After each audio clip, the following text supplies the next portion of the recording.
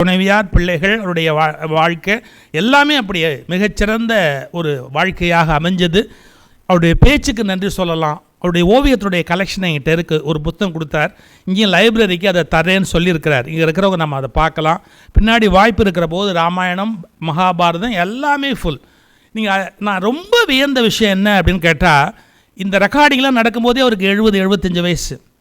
75 வயசில் இவ்வளோ எனர்ஜெட்டிக்காக ஒரு விஷயத்தை பெர்ஃபார்ம் பண்ண முடியுமா அப்படிங்கிறது ஒரு கொஸ்டின். உண்மையிலேயே நமக்கே இன்றைக்கி ஒரு புதிய ஒரு ரீபர்த் இன்றைக்கி கிடைக்கும். வயது ஒரு பெரிய விஷயமே அல்ல. ஒரு மனிதன் அதில் இன்வால்வ் ஆகிற போது, அதில் போய் முழுசாக மூழ்கிடுற போது எனர்ஜியை பிரபஞ்சம் கொடுக்கறதுக்கு ரெடியாக இருக்குது. அப்போ நம்ம எந்த காரியம் செய்கிறதுக்கு அது தடை இல்லைன்னு. ஹிந்து ராம்கிட்ட நம்ம முன்ன வந்தார் இசைக்கவி ரமணன். அவர் இறங்கி ஃப்ளைட்லேருந்து இறங்கினதுலேருந்து சுற்றுன்னு சுற்றுவார். அவர் பாட்டுக்கு ஒரு 12 மணி